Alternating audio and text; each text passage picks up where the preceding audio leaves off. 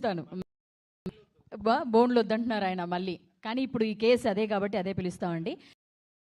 ఈ సినిమాలో సన్నాఫ్లో కొడుకు పాత్రలో కనిపించిన సాయి సింహాద్రి గారిని బోన్లోకి రావాల్సిందిగా రిక్వెస్ట్ చేస్తున్నాం.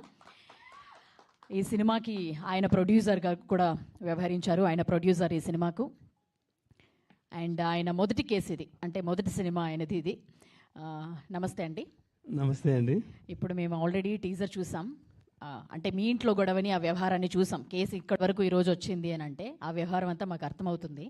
సో మీకు ఎలా అనిపించింది? చాలా అద్భుతంగా అనిపించింది మాకైతే ఆ గొడవ. కానీ ఎట్టి పరిస్థితుల్లో మిమ్మల్ని తీసుకొచ్చి కోర్టులోకి తీసుకొచ్చింది. మీకు మీ ఎక్స్పీరియన్స్ ఏంటి? సినిమాలో నా కొడుకు పాత్ర చెప్తున్నారా? మైక్ దగ్గర పెట్టుకోండి. సినిమాలో నా కొడుకు పాత్ర అంతే కదా, మీరు కేసేసింది. సినిమాలో మా నాన్నగారు నన్ను విపరీతంగా టార్చర్ పెట్టారండి. రియల్ లైఫ్లో కూడా మా నాన్న నాకు విపరీతంగా టార్చర్ పెట్టారు. కొంచెం ముందుకు రండి మీరు. సో లేదు, ఆ టార్చర్ మాకు కనిపించింది కదా, టీజర్లో చూసాం కదా. అదే అంటున్నా, మా నాన్న నాకు రియల్ లైఫ్లో టార్చర్ పెట్టడంతో ఎవరైనా ఇలాంటి కథ తీసుకొస్తే మాత్రం సినిమా చేద్దామని నేను అనుకున్నప్పుడు చాలా కథలు విన్నాను. కానీ నాకు మా నాన్నకి కనెక్ట్ అయిన ఈ కథ మా నాన్న కథని నేను అందరికీ చెప్దాం అనుకున్నాను. ఆ టైంలో జరిగింది. అతను ఎంత ఎక్సైట్మెంట్తో ఉన్నానో ఈరోజు మాట్లాడుతున్నప్పుడు కూడా అంతే ఎక్సైట్మెంట్ ఉంది. జనరల్గా మనం ఒక కథ విన్న తర్వాత కొన్నాళ్ళకి బోర్ కొడుతుంది. ఎందుకంటే విని విని విని చూసి అందరికీ చెప్పి అందరూ నెరేట్ చేసి దాంతో జర్నీ చేస్తాం కదా. బట్ ఈ కథలో అంత ఎక్సైట్మెంట్ ఉంటుంది, అంత డ్రామా ఉంది, ఎమోషన్ ఉంది. ప్రతి ఒక్క కొడుకు ప్రతి ఒక్క తండ్రిని తీసుకొచ్చి వాళ్ళ తండ్రికి చూపించాల్సిన సినిమా ఇది. ఇది మాత్రం నేను మనస్ఫూర్తిగా చెప్తాను. గొప్ప సినిమా చేశాను, నేను చాలా కష్టపడి చేశాను, నేను చాలా చాలా అనుభవించాను, అవన్నీ చెప్పకుండా ఒక మంచి సినిమా చేశాను మాత్రం తప్పకుండా చెప్తాను. నేను మీ అందరూ మీ ఫాదర్ని తీసుకొచ్చి ఈ సినిమా చూపించండి, యూ విల్ నెవర్ రిగ్రెట్. అది మాత్రం చెప్పగలనండి. అది నా experience as a son in the సినిమాలో. మీకు ఆయన పెట్టిన టార్చర్ వల్ల ఈరోజు మీరు కేసేశారు. నిజంగా అంత బలమైన కారణం మీద కేసేసి అంత బలమైన కారణం ఏమైనా ఉంటుందా నిజంగానే రియల్ లైఫ్లో? నేను మా నాన్నగారికి నా ఆస్తి అడిగానండి. ఓకే, రియల్ లైఫ్లో అయితే తప్పులేదండి. హాస్టల్ అయితే మా నాన్న ఆస్తి ఇస్తానరా నీకని చెప్పి బ్యాగ్ సర్దుకోరా, విజయవాడలో ఆస్తులు ఇస్తున్నారని చెప్పి విజయవాడ హాస్టల్లో పడేసి ఇదేరా ఇక్కడ ఇస్తారు ఆస్తి అని చెప్పాడు. కరెక్ట్ గానే చేసినట్టున్నారు. సో మా నాన్న ఆయన మీ మీద వేసి ఉండాల్సింది. ఇవన్నీ ఆ ఏజ్ లో అడిగిన దానికి మిమ్మల్ని అదే విధంగా జైల్లాగా హాస్టల్లో తీసుకెళ్లి పడేశారు. చూసారు, జైల్లో పెట్టండి, చిన్నపిల్లడు అయిపోయాడు, జైల్లో పెట్టాం, బోర్డింగ్ స్కూల్లో పెట్టాలని చెప్పి హాస్టల్లో వేస్తే తెలిసి వస్తుంది. ఇంట్లో ఉండి అన్ని తిని హ్యాపీగా తెచ్చి పెడుతుంటే తెలియట్లేదు, 11 ఏళ్ళకే ఆస్తి అడుగుతున్నాడు అని అనుకున్నారు. అంతేనా? మా చుట్టాలందరికీ, ఇప్పుడు చూస్తున్న అందరికీ, సినిమా చూస్తున్న అందరికీ ఇది సాయి కదా, రియల్ కదా, నిజంగా జరిగింది కదా అని తెలుస్తుంది. అవునా, రియల్ గా జరిగిందా? మీ నాన్నగారు కూడా ఇంత టార్చర్ పెట్టారా మనం దీంట్లో చూసినంత? అదే చెప్తుంది. 12 ఏళ్ల వయసులో మా నాన్నగారు నాకు థమ్స్అప్ కొనివ్వలేదని పెద్ద పెళ్లిలో మా నాన్నగారితో పెద్ద గొడవ పెట్టాను. మా ఊరందరికి తెలిసి కదా. ఇక్కడ కూడా ఇట్లా సిల్లీ రీజన్స్ తోనే గొడవ. సిల్లీ కాదండి, మా నాన్న నన్ను మామూలుగా పెట్టలేదండి టార్చర్. థమ్స్అప్ కొనివ్వలేదని చెప్పి మళ్ళీ కథ చెప్పలేను నేను, ఇప్పుడు కథ చెప్పలేను. బట్ మా నాన్న పెట్టిన టార్చర్కి మీరు అందరూ కేసు పెడతారు. కేసు అంటే ఏంటండి, ఒక జడ్జిమెంట్, ఒక మిడిల్ మ్యాన్ కావాలి నాకు. నా బాధ ఎవరు వినట్లేదు. సో మా నాన్న వినడు. సో మా నాన్న విన్నప్పుడు నేను ఎవరికి చెప్పాలి? నేను ఎవరికో చెప్పుకోవాలి కదా, ఫ్రెండ్ గోమిల్. సో ఆటోమేటిక్గా ఎవరో మా ఫ్రెండ్స్ ఉన్నారు, 2 ఫ్రెండ్స్ ఉన్నారు నాకు, పనికిరాని ఫ్రెండ్స్ 2 ఉన్నారు నాకు. మా అందరినీ బాగా మంచి టెక్నీషియన్స్, మా పని చేసే వాళ్ళని తీసుకొచ్చి సపోర్టివ్గా మీరు పెట్టుకున్నారనమాట.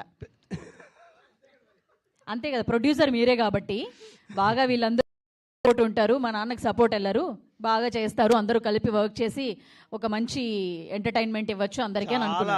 చాలా హెల్ప్ చేశారండి. ఫస్ట్ టెక్నీషియన్, ఏ సినిమాకైనా కెప్టెన్, డైరెక్టరు. ఆయన సినిమా తీయకుండా ఆ బీరువా నుంచి తీసిన కథ మీరు చెప్తే నమ్మరు. ఆకపిల్ల అంటారు, అంటే మ్యూజిక్తో, నోటితోనే మ్యూజిక్ చేస్తారు. అట్లా నాకు టేజరు, నమ్మండి నా మాట, కావాలంటే అతను అడగండి. ఈ టీజర్ ఆయన నాకు డిస్క్రైబ్ చేసాడు, ఎట్లా ఉందో అట్లా ఉంది. ఇక్కడ ఆయన పెట్టిన టార్చర్ మా నాన్నకంటే ఎక్కువ పెట్టాడు, అది వేరే టార్చరు. నేను భరించలేను ఆ టార్చర్ని, ఆ తర్వాత చెప్తాను. బట్ అంటే ఎవరెవరో డైరెక్టర్ కొడతారంటే కొట్టలేదు, నాకు సరిగ్గా రావట్లేదు. టేక్ 1, టేక్ 152, టేక్ 247 అంతవరకు వెళ్ళినా కొట్టలేదు నన్ను. సో అదే ఒకటి సంతోషం.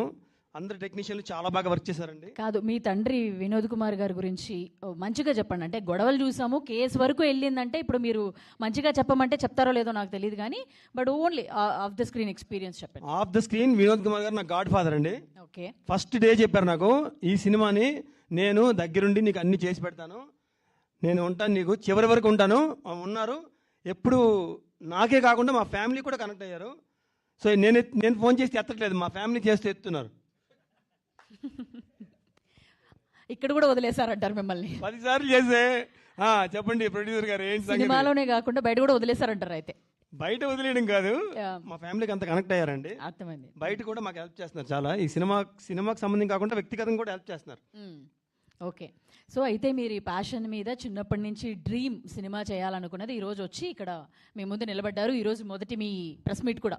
అబ్సల్యూట్లీ అండి. చిన్నప్పుడు మనకు కలిగిన డ్రీమ్ని ప్రతి స్టేజ్లో కూడా ఆ డ్రీమ్ డిస్టర్బ్ చేసే వాళ్ళు ఉంటారు. నాన్న 10th చేయొద్దు అంటాడు, ఇంటర్లో చేయొద్దు అంటాడు, డిగ్రీ అయితే జాబ్ తెచ్చుకో అంటాడు, జాబ్ వచ్చిన తర్వాత పెళ్లి చేసుకో అంటాడు, పెళ్ళిన తర్వాత పిల్లం చేయనివ్వదు, ఆ తర్వాత ఇంకా తల్లిదండ్రులు చేయనివ్వరు, ఫ్రెండ్స్ చేయనివ్వరు, సొసైటీ నిన్ను ఎప్పుడు ఏది చేయనివ్వదు.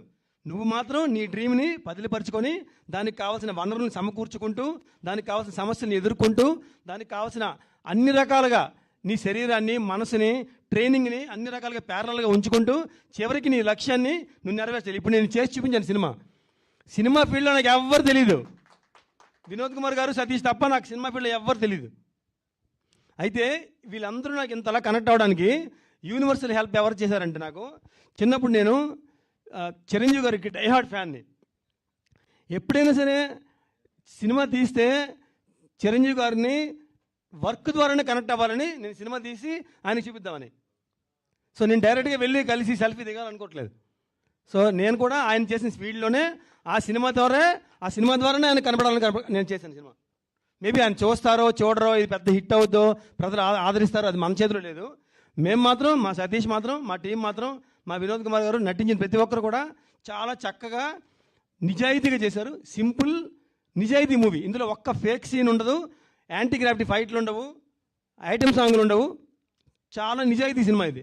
నిజాయితీ సినిమా, నిజాయితీ కథ, తండ్రి కథ చూడాలనుకున్న అందరూ వచ్చి ఈ సినిమా తప్పకుండా చూడాలి. థ్యాంక్ యూ అండి. ఈ తండ్రి కొడుకుల కథ బ్లాక్ బస్టర్ హిట్ అవ్వాలి అని మనస్ఫూర్తిగా కోరుకుంటున్నాం. అండ్ ఈ కేసు కూడా ఫర్దర్ ఇన్వెస్టిగేషన్లో వాటన్నిటిలో కూడా మళ్ళీ మాట్లాడతాం, మిగిలిన డీటెయిల్స్ అన్నీ కూడా. ఇప్పటివరకైతే మీరు ఇచ్చిన ఇన్పుట్స్ మాకు చాలా హెల్ప్ఫుల్. Thank you.